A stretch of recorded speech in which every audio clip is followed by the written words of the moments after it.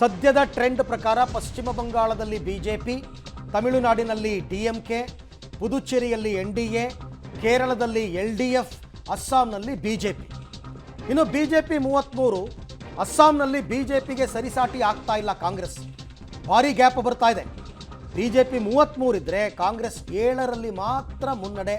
ಅಸ್ಸಾಂ ಅಂದರೆ ಹಿಮಂತ್ ಬಿಸ್ವಾಸ್ ಶರ್ಮಾ ಅವರಿಗೆ ಜನ ಮತ್ತೆ ಆಶೀರ್ವಾದ ಮಾಡಿದ್ರ ಅಂತ ನೋಡಿ. ಇಡೀ ಚಿತ್ರವನ್ನ ನೋಡ್ತಾ ಇದ್ರೆ ಭವಾನಿಪುರದಲ್ಲಿ ಮಮತಾ ಬ್ಯಾನರ್ಜಿ ಮುನ್ನಡೆಯನ್ನ ಕೈಗೊಳ್ಳುತ್ತಾ ಇದ್ದಾರೆ. ಬಂಗಾಳದಲ್ಲಿ ಸಿಎಂ ಮಮತಾ ಬ್ಯಾನರ್ಜಿ ಈಗ ಮುನ್ನಡೆ ಅಂತಿದ್ದಾರೆ ಅಂಚೆ ಮತಗಳಲ್ಲಿ.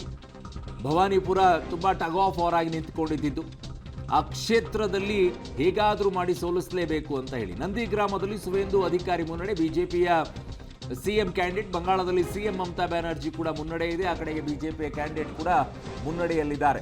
ಸೊ ಪಶ್ಚಿಮ ಬಂಗಾಳದ ಲೆಕ್ಕಾಚಾರ ಒಂದು ಕಡೆಗೆ, ತಮಿಳುನಾಡಿನ ಲೆಕ್ಕಾಚಾರ ಒಂದು ಕಡೆಗೆ, ಕೇರಳದ ಲೆಕ್ಕಾಚಾರ ಒಂದು ಕಡೆಗೆ. ಬಟ್ ಎಲ್ಲ ಕೇಂದ್ರ ಬಿಂದು ಇರುವಂಥದ್ದು ಪಶ್ಚಿಮ ಬಂಗಾಳದಲ್ಲಿನೇ. ಕಾರಣ ಸತತವಾಗಿ ನಿಮಗೆ ಇತಿಹಾಸದ ಪುಟಗಳನ್ನು ಕೆದಕಿ ನೋಡಿದಂಥ ಸಂದರ್ಭದಲ್ಲಿ ಕಮ್ಯುನಿಸ್ಟರನ್ನ ಕೆಡವಿ ಅಧಿಕಾರಕ್ಕೆ ಇರಬೇಕಾದ್ರೆ ಮಮತಾ ಬ್ಯಾನರ್ಜಿ ಕೂಡ ಇದೇ ರೀತಿಯಲ್ಲಿನೇ ಫೈಟ್ ಕೊಟ್ಟಿದ್ದು.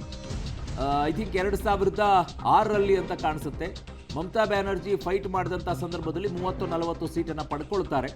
ಆ ಸಂದರ್ಭದಲ್ಲಿ ಮುಗೀತು ಬಿಡಿ, ಕಮ್ಯುನಿಸ್ಟರ್ ವಿರುದ್ಧ ಏನೂ ಆಗಲ್ಲ ಅಂತೇಳಿ. ಬಟ್ 2011ರಲ್ಲಿ ಮತ್ತೆ ಪುಟಿದೆದ್ದು ನಿಂತ್ಕೊಳ್ತಾರೆ ಮಮತಾ ಬ್ಯಾನರ್ಜಿ, ಅಧಿಕಾರದ ಗದ್ದುಗೆಯನ್ನು ಹಿಡ್ಕೊಂಡು ಸತತ 15 ವರ್ಷ ಅಧಿಕಾರವನ್ನು ನಡೆಸಿರುವಂಥದ್ದು. ಸೊ ಹಾಗಾಗಿ ಆ ಟ್ರೆಂಡನ್ನು ಬಿಜೆಪಿ ಈಗ ಅಳವಡಿಸಿಕೊಳ್ತಾ ಇದೆ. ಕಾರಣ 2021ರಲ್ಲಿ ಮಮತಾ 2006ರಲ್ಲಿ ಮಾಡಿರೋ ರೀತಿಯಲ್ಲಿ ಬಿಜೆಪಿ 2021ರಲ್ಲಿ ಆಯಿತು.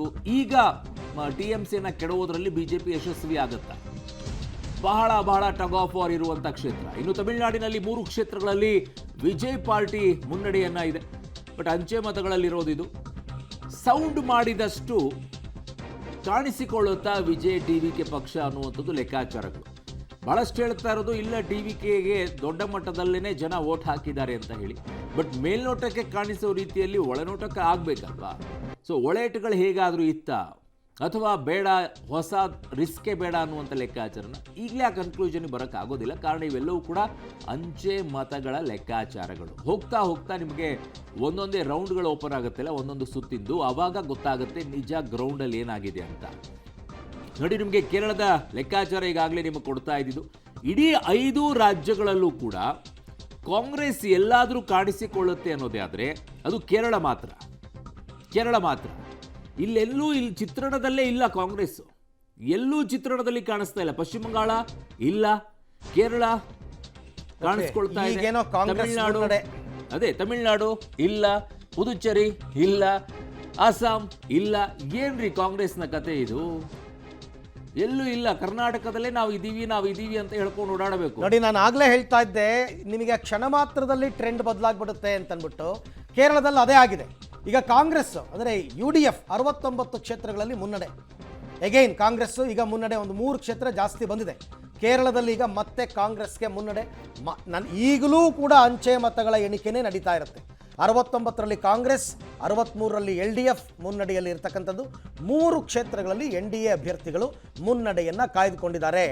ಆದರೆ ಪಶ್ಚಿಮ ಬಂಗಾಳದಲ್ಲಿ ನೋಡಿ, ಮತ್ತೆ ನೆಕ್ ಟು ನೆಕ್ ಫೈಟ್. ಇದು ಹೀಗೆ 10 ಗಂಟೆ ತನಕ ನನ್ನ ಪ್ರಕಾರ ಹೀಗೆ ಆಗುತ್ತೆ.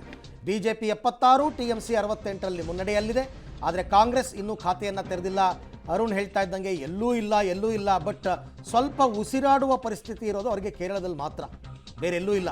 ಸೊ ಹಾಗಾಗಿ ಬಿಜೆಪಿ, TMC ಈಗ ಸದ್ಯಕ್ಕೆ ನಂಬರ್ಗಳನ್ನು ಪಡ್ಕೊಂಡಿವೆ. 145 ಕ್ಷೇತ್ರಗಳ ಟ್ರೆಂಡ್ ಔಟ್ ಆಫ್ 293 ನಮಗೆ ಗೊತ್ತಾಗ್ತಾ ಇರೋದು ವೆಸ್ಟ್ ಬೆಂಗಾಲ್ನಲ್ಲಿ. ನೆಕ್ ಟು ನೆಕ್ ಫೈಟ್ ಇದೆ. 10 ಗ್ಯಾಪು ಕೂಡ ಇಲ್ಲ ಸದ್ಯಕ್ಕೆ, 11 ಗ್ಯಾಪ್ ಇದೆ. Okay, 76 BJP, 68 TMC. ಆದರೆ ಕಾಂಗ್ರೆಸ್ ಮಾತ್ರ ಇನ್ನೂ ಖಾತೆಯನ್ನು ತೆರೆದಿಲ್ಲ ಅಂತಕ್ಕಂಥದ್ದು ಸದ್ಯದ ಟ್ರೆಂಡನ್ನು ನೋಡ್ತಾ ಇದ್ದೀರಾ. ತಮಿಳುನಾಡಲ್ಲಿ 54 ಕ್ಷೇತ್ರಗಳ ಟ್ರೆಂಡ್ ಗೊತ್ತಾಗ್ತಾ ಇದೆ. ಪುದುಚೇರಿಯಲ್ಲಿ 11 ಕ್ಷೇತ್ರಗಳ ಟ್ರೆಂಡ್ ಗೊತ್ತಾಗ್ತಾ ಇದೆ.